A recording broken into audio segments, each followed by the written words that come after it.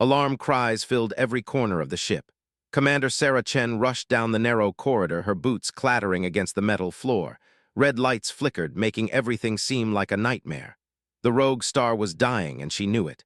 "Engineering report," she shouted into her communicator. The voice that answered was broken and frightened. "Commander, the reactor has failed. We have perhaps 6 hours of life support left. The radiation leak is getting worse." Sarah felt a knot in her stomach. They were 3 weeks from the nearest human outpost. Their radio beacon was sending signals into the void. No one was coming. No one knew where they were. She reached the bridge and looked at her crew. 12 faces stared at her, 12 people who had trusted her to bring them home. Jenkins clutched his stomach, already sick from the radiation. Maria tried to stop a nosebleed. They were all going to die out there in the darkness among the stars. "Keep the beacon on," Sarah said, trying to keep her voice steady. Someone might hear us, but she didn't think so. This region of space was empty. They had been exploring, charting new routes, being brave and foolish as humans always were. Now they would pay the price. The hours dragged on like years. The ship grew cold. The air began to taste foul. Jenkins collapsed and was taken to the sickbay. The doctor shook his head. There was nothing he could do. The radiation had burned them all from the inside out. Sarah sat in her chair on the bridge and thought about Earth. She thought about her son Marcus, only 5 years old. She had promised to come home. She had promised to bring him a star map showing where Mommy had gone. Now he would grow up without her. "Commander," the communications officer suddenly straightened up. "I'm picking something up. A craft, not human." Sarah's heart leapt. "Can you identify it?" "No, ma'am. The design isn't in our database. They're getting closer." Fear mingled with hope in Sarah's chest. Extraterrestrial contact was always dangerous. Humanity had only encountered 3 other species, and one of those encounters had ended in violence. But what choice did they have? The alien ship was beautiful. It resembled a sea creature from Earth's oceans, with its smooth curves and flowing lines. It was much larger than the wandering star. Lights glowed a soft blue along its hull. A voice came over the radio. It was strange, full of clicks, but the translation software worked. "Human vessel, this is the Velcari Gentle Current. We received your distress call. Your ship is dying." "Do you need help?" Sarah almost cried. "Yes, God, yes. We have 12 crew members, radiation exposure, life support is failing." There was a pause, then the voice returned. "We must not interfere with other species. Our laws are clear, but my crew has voted. We cannot let them die. Prepare for docking." The next few hours were a blur. The Velcari resembled reptiles that walked on 2 legs. Their skin was green and covered in small scales. Their eyes were large and yellow, but their hands were delicate as they carried the sick humans to the infirmary. Captain Thessic stood beside Sarah as her doctor tended to her crew. "Their species is very fragile," he said. His voice was gentle, not mocking. "The radiation would have killed you in a matter of hours. Why are you helping us?" Sarah asked. "You said it was against your laws." Thessic inclined his head in a smile that seemed to indicate it was the right thing to do. "Because it is the right thing to do. Laws are important, but compassion is even more so," my crew agreed. "We will face punishment upon returning home, but we will do so knowing we did the right thing." They saved all 12 humans, every single one. The Velcari gave them medicine, food, and clean air. They repaired the wandering star enough so they could return home. It took them 2 weeks, and the Velcari accompanied them the entire time, making sure they were safe. On the last day before the rogue star returned to human space, Sarah was with Captain Thessic on the docking platform. "I don't know how to thank you," she said. "There's no need to thank me," they replied. "Go home to your families," Sarah shook her head. "No, you need to understand something about humans. We remember the kindness, and we remember the debts. My people will know what you did. We will never forget this." She pulled out her personal recorder and spoke, making sure the computer saved every word. "I am Commander Sarah Chen of the Terran Scout Corps. Today, Captain Thessic and the crew of the Velcari ship Gentle Current saved 12 human lives. They risked their careers and their freedom to help strangers. Humanity remembers its friends. We will not forget." He gave Thake a copy of the recording. "Hey, keep this. I don't know if we'll ever see each other again, but if your people ever need help, any help at all, send it to us." "Do you understand? Any help?" He picked up the recorder. He didn't understand. Not really. How could he? The Velcari didn't think like humans. They didn't accumulate debts for years and decades. They didn't base their entire culture on loyalty and memory, but he would learn. The whole galaxy would learn. Sarah Chen went home. He hugged his son Marcus and told him about the kind aliens who had saved his mother. He submitted his report, and it was entered into Earth's historical database, marked as important and permanent. Captain Thake was demoted when he got home, just as he had expected, but he kept the tape recorder. Sometimes, late at night, he would play it back and listen to the human woman's promise. Neither of them knew that 40 years later that promise would shake the stars. The sky above Velcari Prime was ablaze. Captain Thessic watched from the bridge of her small patrol ship as another orbital station exploded. The Cre had been attacking for 3 weeks, and her people were losing a lot. "Captain, we're receiving evacuation orders." Her communications officer said his scales were pale with fear. All military vessels must escort colonial ships out of the home system. Sella felt a tightness in her chest. Evacuation. That meant they had lost. The Velcari were leaving their home forever. The Cre Dominion had arrived without warning. Their massive warships had emerged from hyperspace and immediately began attacking. They gave no reason. They demanded no surrender. They simply killed. The Velcari were not warriors. They had a small defense force primarily for rescue operations and handling space debris. They had no battleships or weapons that could compete with the Cre. They had tried to negotiate, to talk. They had tried everything except an effective counterattack. Nothing worked. Thousands of Velcari had died. Entire colonies were silent. Refugee ships clogged the space lanes, desperate to escape before the cohesive force caught them. Sella steered her ship toward the refugee fleet. She saw hundreds of vessels, mostly civilian transports, never designed for long voyages. Families crammed together, carrying everything they could. They were leaving behind homes, possessions, history, everything. "How many escaped?" Sella asked quietly. "Perhaps half the population," her officer replied. "Perhaps less. The outer colonies received no warning. They were gone." Sella closed her eyes. They were gone. Millions of people had simply vanished. That night, after her ship docked with the main refugee fleet, Sella visited her grandfather on the medical ship. The old Thessic was 90 years old, an advanced age for an Ari. He lay in his bed, his scales dulled by age, but his gaze still sharp. "Grandfather," said Sella, sitting beside him, "tomorrow we leave our homeworld. The Creth are too strong." Desk made a sound that was almost a laugh. "We were always too peaceful, too kind." The galaxy mistakes kindness for weakness. The Council sent out requests for help to every species we know of. Sella said, "They all refused. They don't want to anger the Cre."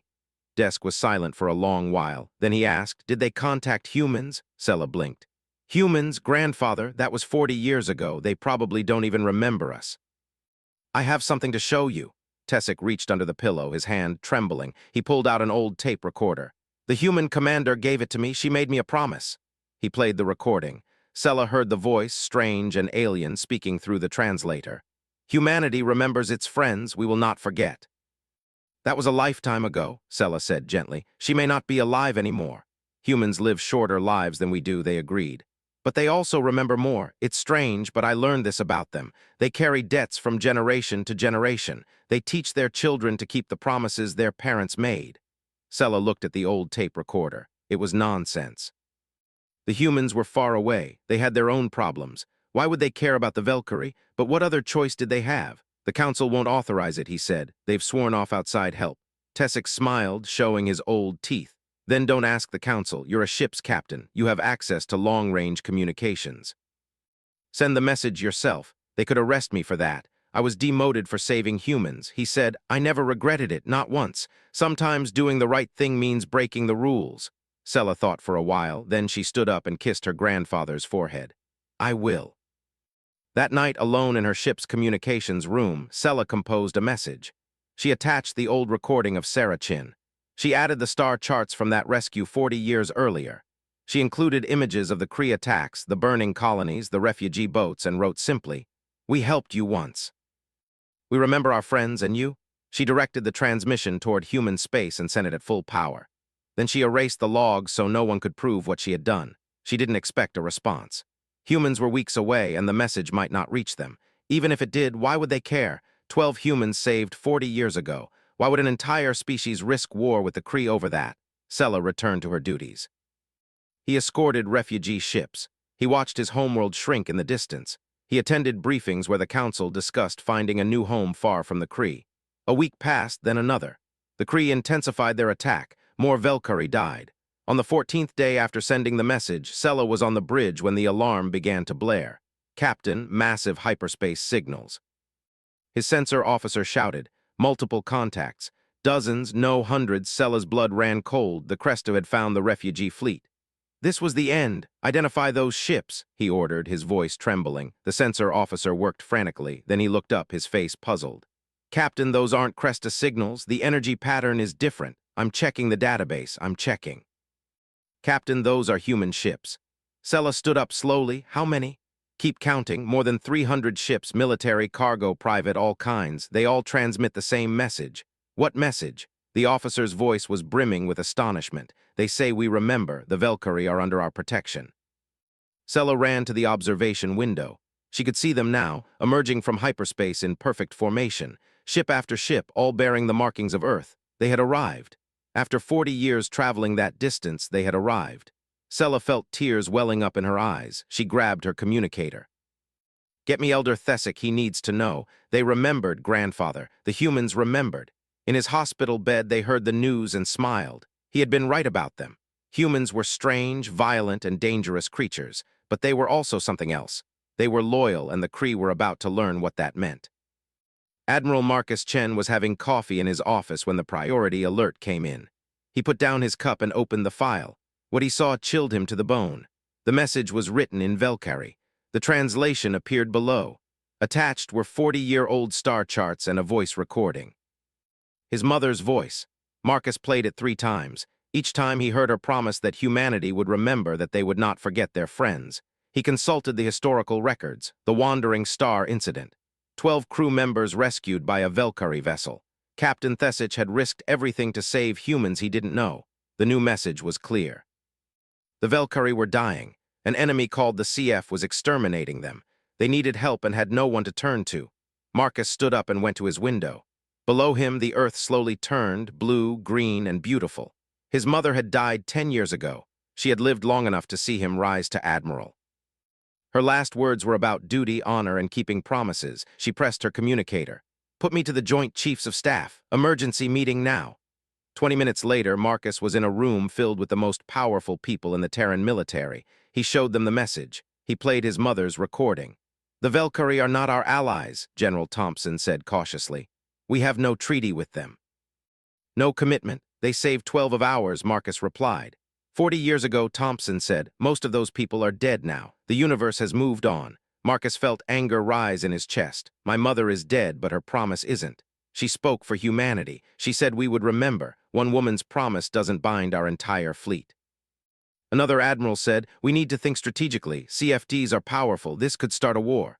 Marcus looked around. He saw calculation in their eyes, politics, strategy, everything but the one thing that mattered. Fine, he said. You're right. We can't order our ships to help. That would be wrong. The generals relaxed a little. But we can ask them, Marcus continued. He pulled out his personal command tablet and accessed the Night Andal protocol. It was an old system built decades ago for emergencies. It created a direct line of communication with all Earth ship captains, military or civilian. It bypassed all the usual chains of command. Admiral, what are you doing? Thompson asked. Marcus began typing. I'm sending a message to every captain in our fleet. I'm telling them what happened. I'm showing them my mother's promise and asking who wants to go and help the Velcari. You can't do that, Thompson said, standing up. That's against protocol. The Night and Gale protocol exists precisely for that, Marcus replied calmly. For emergencies, when the normal command structure is too slow, I'm activating it. You'll cause a mutiny, another general warned. No, Marcus said, I'm giving our people a choice. He finished typing and hit send. The message was sent to every Earth ship in space, thousands of them. Military battleships, freighters, exploration vessels, mining ships, passenger transports, everything. The message was simple. The Velcari saved 12 humans when they had nothing left to gain. Now they're dying. Here are the coordinates. Who's coming? For a moment, nothing happened. The room was silent, save for a single breath. Then Marcus's tablet began to beep. One response, then another, then 10, then 100. The replies came in so fast the system started to lag. All the captains seemed to be responding at once. Captain Martinez, Freighter Big Bertha, I'm changing course. See you there. Commander Jackson, Destroyer Vengeance, my crew voted. We're leaving. Captain Lou, Minor Fortune's Favor, we're not military, but we have weapons. Count us in. Captain Williams on the transatlantic liner Starlight Dreams. I'm dropping my passengers off at the nearest station and heading for Velcari space. My grandparents were on the Wandering Star. I owe them one. They came non-stop. Military ships breaking formation, transporters unloading their cargo at the nearest station. Private vessels changing course mid-journey, even a prisoner transport ship sent a message. This is Warden Peters speaking about the lockdown. My prisoners voted too. They want to help. We're on our way. General Thompson stared at the screen in shock. This is madness. They're deserting their posts, ignoring orders. I didn't give them orders, Marcus said quietly. I asked them a question. They're giving their answer. Within 2 hours, more than 300 ships had committed to going to Velcari space. The number was still growing.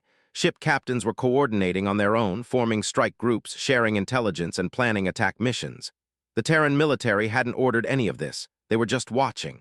Sir, Marcus's aide said, displaying a tactical screen. They're organizing. Captain Rodriguez aboard the Beijing is acting as fleet coordinator. They've established supply lines. The medical ships are grouped in the center, the combat ships on the outside. It's actually quite a good formation. Marcus felt immense pride. This was humanity at its finest. Without waiting for orders, without asking permission, simply doing the right thing. General Thompson sat down heavily. What have you done? I reminded you what we are. Marcus said the Velcari saved 12 people. Those 12 had children. Those children had children. How many humans are alive today because of Captain Thessic's mercy 40 years ago? Hundreds, thousands. He turned to the room full of generals and admirals. The Velcari didn't save 12 lives. They saved entire lineages, families, futures, and now they need help. And they want us to hide behind politics and strategy? No one answered. I'm going too, Marcus said. The tribute starts in 3 hours. Anyone who wants to join us is welcome. He left the room. Behind him, he heard arguments, shouting, people demanding he be court-martialed. He didn't care. On the docking platform, his ship's crew was already preparing for takeoff. They too had heard the message. They were ready. Marcus, standing on the bridge, watched as more and more ships reported ready. The fleet was regrouping, coordinating without a central command, moving with a purpose that transcended orders. Sir, your communications officer said, we received a message from the civilian vessel Hope's Light. It's a medical ship. They're volunteering to join the fleet. Welcome, Marcus said. Sir, they're also asking if we know what we're getting into. Cres are supposed to be very dangerous. Marcus thought of his mother, of Captain Thessic risking his career to save strangers, a dozen or so humans who were able to return home because someone showed them compassion. Tell them we know exactly what we're getting into, he said. Tell them we're paying off a 40-year-old debt, and tell them humanity always pays its debts. The fleet prepared to jump. 317 ships carrying thousands of humans, all headed for a war that wasn't theirs. But it was. The moment Captain Thessic chose clemency over protocol, it became his. The Cre had no idea what awaited them. Commander Dreth of the Cre Dominion watched his screens with satisfaction. Another Velcari colony was burning. The small reptiles were fleeing in all directions. Soon the entire sector would belong to the Cre. Sir, we've detected hyperspace signals, said his sensor officer. Dreth barely looked up. More refugees, let them run, we'll hunt them down later. No, sir, these are different, very different. I detect over 300 ships arriving rapidly. That caught Dreth's attention. He stood up and walked over to the main screen. Signals were appearing at the edge of the system, ship after ship emerging from hyperspace in perfect formation. Who are they? Dreth asked. Unknown, sir. Hold on, I'm just now receiving the identification codes. They're human ships, Earth ships. Dreth frowned. Humans? What are humans doing here? He sifted through the scant information the Cre had about humanity. A relatively new species, moderate technology, no major wars in their history, mostly secretive, nothing impressive. They must be evacuating the Velcari, Dreth decided. Probably some kind of humanitarian mission. Ignore them unless they interfere. But the human ships weren't heading toward the refugee fleet. They were deploying an attack formation, positioning themselves between the Cre fleet and the Velcari colonies. Sir, they're calling us, it's the humans. Report it, Dreth said irritably. The face that appeared on his screen was human, male, older, with gray hair and a stern expression.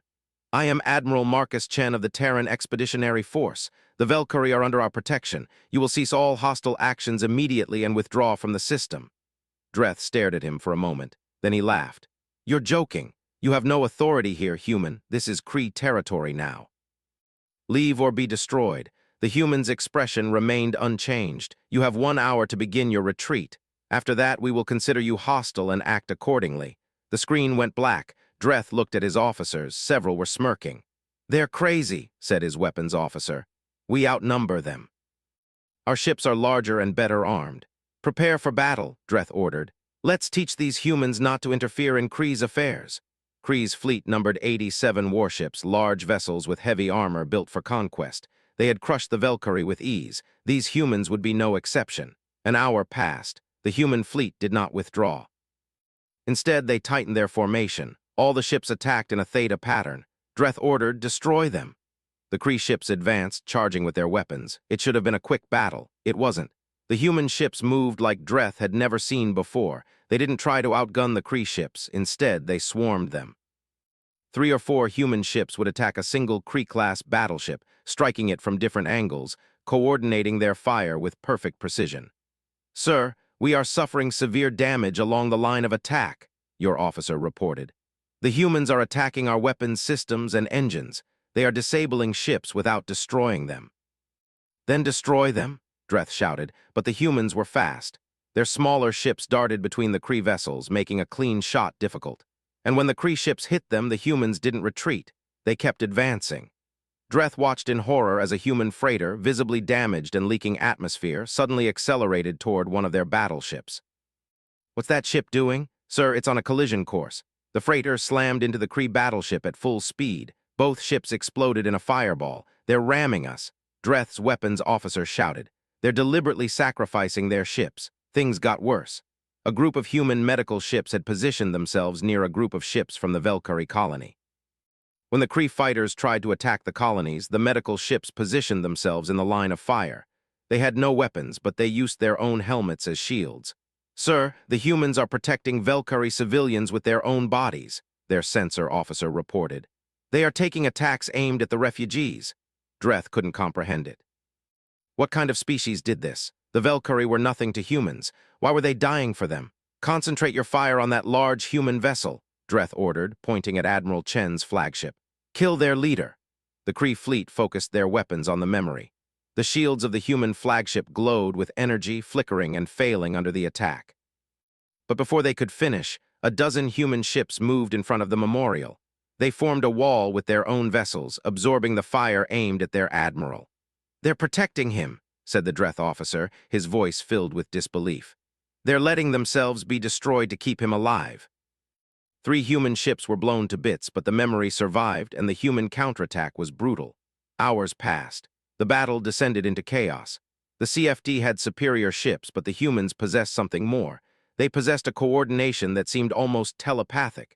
They possessed a willingness to sacrifice that Dreth found terrifying. And they possessed a fury that drove them to press on, no matter the cost. Sir, we've lost 32 ships, his officer reported. Our losses are heavy. The humans are relentless. Dreth glanced at his screens. Human ships were everywhere, pressing the attack with unrelenting efficiency. Even civilian vessels were fighting, using improvised weapons. The mining vessel had connected its industrial laser to a targeting system and was piercing the CRT's armor. An ocean liner used its mass as a battering ram. Even the prison transport fired rudimentary missiles fashioned from its cargo containers. All the human vessels seemed to know what the others were doing. They moved as a single organism of 300 bodies. Sir, humans are transmitting a message on all frequencies. Their communications officer said, "What's it saying? It keeps repeating itself. It says the Velcari saved 12 of us. We won't let them die. They can't break us. They can't stop us. Leave now or you'll be destroyed."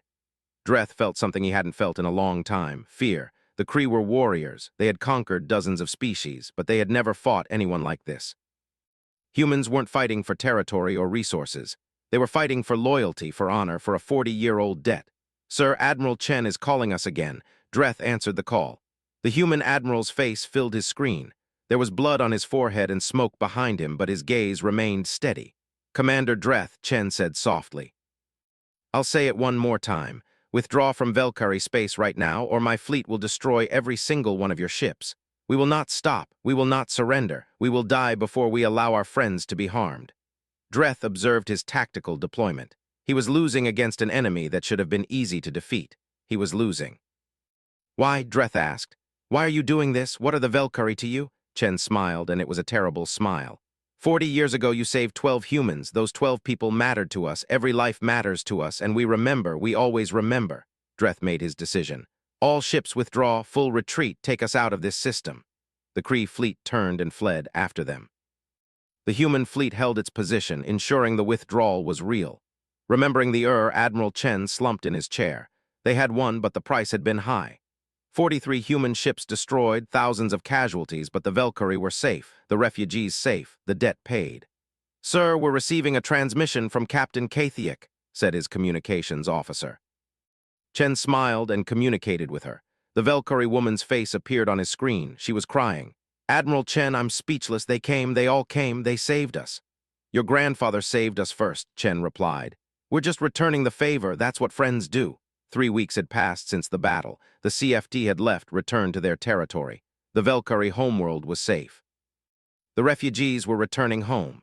Admiral Marcus Chen stood on the surface of Velcari Prime, observing the reconstruction efforts.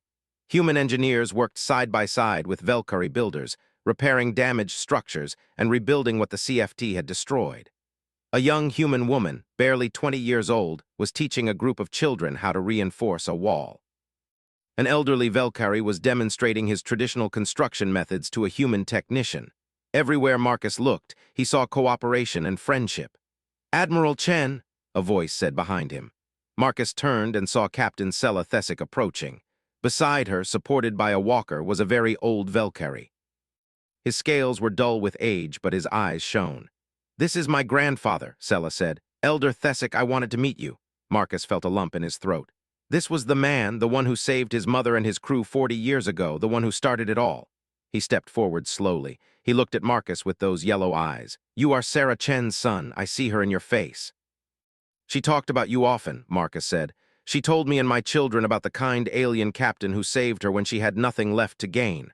"I did gain something," Thess said softly. "I gained the awareness that I did the right thing and that it was worth any punishment." Marcus reached into his pocket and pulled out a small device. "My mother left this for you." He recorded it before he died. He made me promise to hand it over if we ever found you. He pressed play. His mother's voice filled the air, older than in the first recording, but still strong. "Captain Thessic, if you're listening to this, it means my son has found you.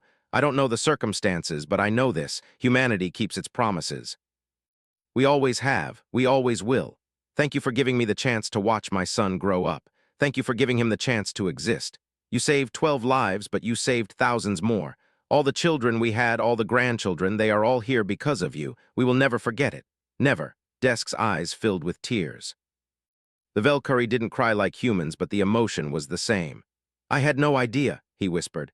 "I just wanted to help. That's all it takes," Marcus said. "An act of kindness, a moment of choosing to do the right thing even when it's difficult. You changed everything."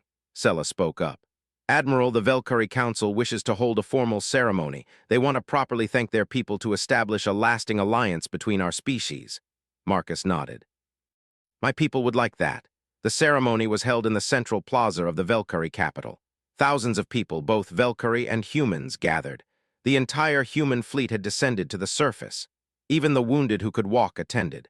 The leader of the Velcari Council, an elderly woman named CES, stood on the podium. "Today we honor the humans of Terra. They crossed the stars to save us. They asked for nothing in return. They expected no reward. They came because 40 years ago we showed mercy to 12 of their own. They came because they remember their friends." He turned to Marcus. "Admiral Chen, your people have shown us something we thought rare in the galaxy: true loyalty, unwavering honor.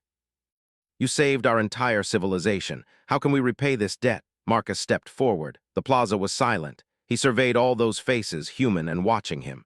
"Elder Thessic asked me the same question 40 years ago." Marcus said, "When my mother asked him how to thank him for saving her crew, he said there was no need to thank him. He said he was simply doing the right thing." Marcus approached where they sat in a place of honor. "That's my answer. No need to thank us. You saved 12 humans when you could have ignored us. Those 12 people had children. Those children had children. My grandmother was on that ship. If she had died, I wouldn't exist. My children wouldn't exist. Her children wouldn't exist." He turned to the crowd. "How many humans live today because a Captain Velcari chose mercy? How many of us owe our existence to that decision? Hundreds? Thousands? Perhaps more." Marcus's voice grew louder. "Your grandfather didn't save 12 lives, Captain Sarah. He saved entire bloodlines, entire futures. Every person in my fleet is here because of him. Every single one of us. We are all connected to those 12 people he saved." The crowd fell into absolute silence. "And how can you repay us?" Marcus continued. You already did that 40 years ago. You showed us that there are good people in the universe, people worth fighting for, worth dying for. It's a priceless gift. He rose slowly, leaning on his walker. He approached Marcus. I have something to say, announced old Velcari. Everyone turned to listen. When I saved those humans, my government punished me. Thess said I broke the rules. They said I interfered where I shouldn't have. They were wrong. I made the right decision, and I knew it in my heart. But I never imagined this. I never thought a decision could matter so much. He looked at Marcus. Your mother promised me that humanity would remember. I kept her recording for 40 years. On bad days, I would listen to it and wonder if she meant it, if humans really remembered such ancient debts. His voice broke with emotion.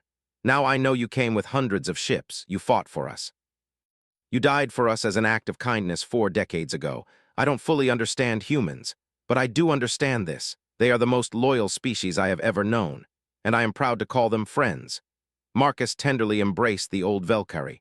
Around them, humans and Velcari began to weep and cheer together. Captain Rodriguez, who had coordinated the fleet during the voyage, stepped forward. Admiral, the captains have something to say. One by one, the human captains came forward. Each told his story. My grandfather was on the Wandering Star, said Captain William. He met my grandmother on his way home. I am here because of you, Elder Thessic. My wife's great-aunt was saved by you, said Captain Martinez. Our children exist because of your mercy. I'm not related to anyone on that ship, Captain Leyu said. But I came anyway because that's what humans do. We protect our friends. They came again and again, each one connecting with that moment 40 years ago, some by blood, some by marriage, some by simple loyalty. It didn't matter. They all came. CES, the council leader, watched this in astonishment. I don't understand, she said to Marcus. Not all of these people are related to the crew of the Wandering Star. Why did they come? Marcus smiled. Because when you save one human, you save us all. We're connected. We're family. Even when we're not related, that's humanity. We remember every act of kindness. We repay every debt and protect our friends no matter the cost. He looked at the crowd. The Cre learned that. They thought they could attack the Velcari with impunity. They were wrong. They attacked our friends. They attacked people to whom we owed a debt, so we came. All of us, what happens now? Sella asked. The CFD could return. They won't. Marcus said firmly. We're building a permanent orbiting defense station crewed by humans and Velcari. If the Cre return, they'll face our 2 fleets. And I suspect that once this story spreads across the galaxy, other species will think twice before attacking the Velcari. Why? Cess asked. Because everyone will know that the Velcari are friends of humanity, and everyone will know what happens to species that harm our friends. The ceremony ended with a feast. Humans and Velcari ate together, shared stories, and forged friendships that would last for generations. The children of both species played together in the square. That night Marcus was with them on a balcony overlooking the city. The old Velcari gazed at the stars. Your mother kept her promise, Thessic said softly. She always did, Marcus replied. That's what made her human. I still don't fully understand your species, Thessic admitted. You are violent and dangerous. You brought hundreds of ships into a war that wasn't yours. You lost thousands of your subjects, all for a 40-year-old debt. Marcus nodded. That also makes us human. We are dangerous, yes. We are violent, yes. But we are also loyal. We are also honorable. We remember our friends and protect what we love. He placed his hand on old Velcari's shoulder. You showed mercy when it wasn't necessary. You chose kindness when it would have been easier to ignore us. That changed everything, not just for 12 people, but for our entire species. You taught us that there are people worth saving in this universe. They looked at him. And now everyone knows. Marcus said, they know that if you help a human, even just one, even 40 years ago, we will cross the galaxy to help you return. They know we pay our debts. They know we remember. On the other side of the galaxy, at a trading post near the border, a young alien trader from the OAS was helping a stranded human crew repair their ship. His companion asked him why he would take the risk.